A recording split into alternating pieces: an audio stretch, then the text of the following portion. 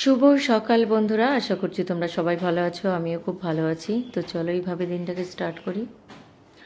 সকালবেলাও school গাড়ি চলে এসছে, কিন্তু নতুন ড্রাইভার যেখান থেকে গাড়ি ঘোরাবার জায়গা সেখানেও ও তো কিছুতেই যাবে না।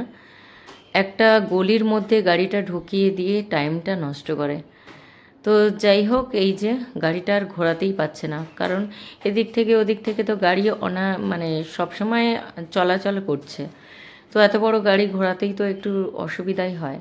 কিন্তু ওই যে নতুন ড্রাইভার, মানে ও যেটা মনে করে সেটাই করে। যাই হোক, ছেলেকে তুলে দিলাম। ওকে, ও একটু পেছনেই বসতে ভালোবাসে, কারণ গ্যাদারিং হয়ে যায় ভীষণভাবে সামনের সিটগুলোতে। তো চলো বাড়িতে খেতে দিয়ে দিয়েছি। কত সুন্দর করে খাচ্ছে।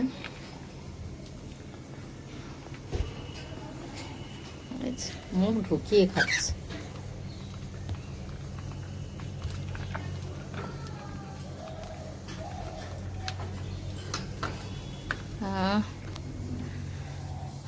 আমি এখন চা করে নিয়েছি আমার জন্য। তো একটু খেতে খেতে রেখে দিয়ে গেছিলাম, ওদেরকে খেতে দিয়ে চলে আসলাম। এই গরম চাটা যেন একটু শান্তি দেয় সকালবেলাটা। চলো, আরও অনেক কাজ আছে। পাখির দানা আনতে যেতে হবে। তো চলো বাজারে বেরোবো। তো রেডি হয়ে গেছি, এই যে ব্যাগ। তো কয়েকদিন ধরে বৃষ্টি পড়ছে, 2-3 দিনের বাজার নিয়ে চলে আসছি। আবার বেশি করে বাজার নিয়ে আসলেও মুশকিল, কেননা এই বর্ষাকালে বেশি করে মানে সবজি টবজি নিয়ে আসলে সেগুলোও পচে যাচ্ছে। মানে কোন দিকে যাব। তো যাই হোক, ছেলে তো স্কুলে, এখন বাজে 10টা, পাখিদের খেতে দেওয়া হয়ে গেছে। তো এখন কখন যে ঝরঝরিয়ে বৃষ্টি নামবে তার কোনো মানে ইয়ে নেই, গ্যারান্টি নেই। তো ভাবছি এই সময় তাড়াহুড়ো করে বেরিয়ে যাই, কেননা মেঘ পুরো কালো হয়ে আছে। তো যাই হোক, ছটপট করে বাজার করে নিয়ে চলে আসি। চলো।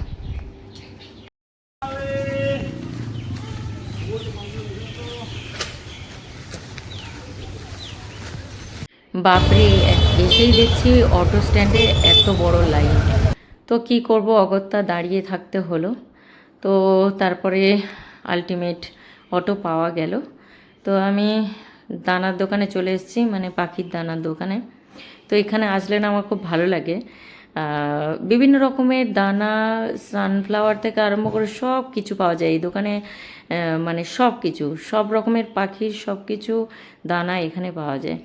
আর দেখো, এখানে পাখিগুলো রাখে, দেখতেও খুব ভালো লাগে। দানা আনতে আসি, কিন্তু আমার খুব ভালো লাগে পাখিগুলো রাখা থাকে ওইগুলো দেখার জন্য। তো তোমাদেরকে দেখাই, চলো। তো দেখো, খুব একটা বেশি পাখি নেই। এর যতগুলো পাখি নিয়ে আসে প্রতিদিন মানে সেল হয়ে যায়, পাখির এত ডিমান্ড। তো সব রকমের পাখি আছে এখানে, পায়রার বেশি আছে। আর সব বিক্রি হয়ে গেছে ধরতে গেলে। এই যে ককটেল দুটো মাত্র পড়ে রয়েছে।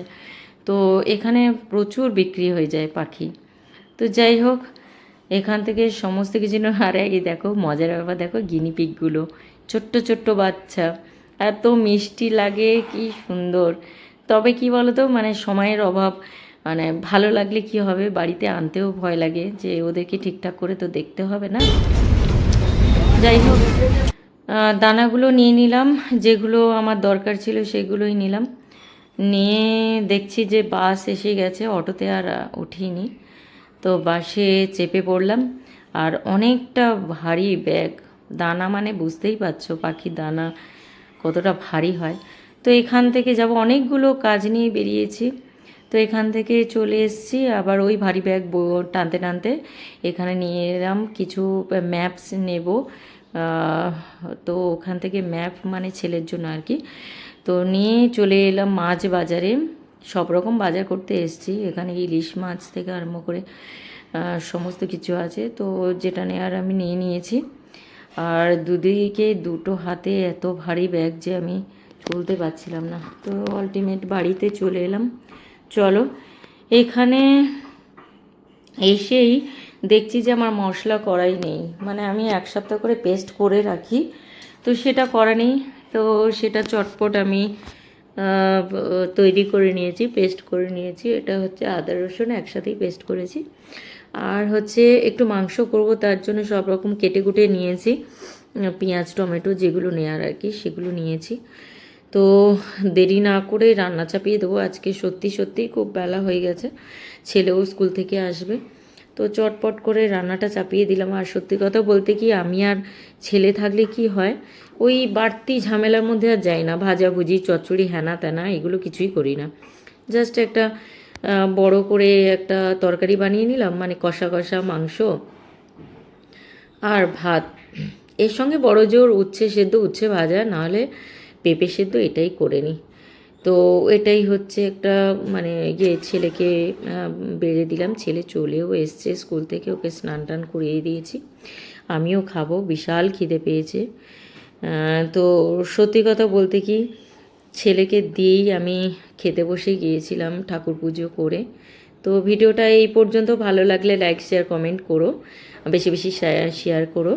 তো চলো আজকের মতো বাই, টাটা।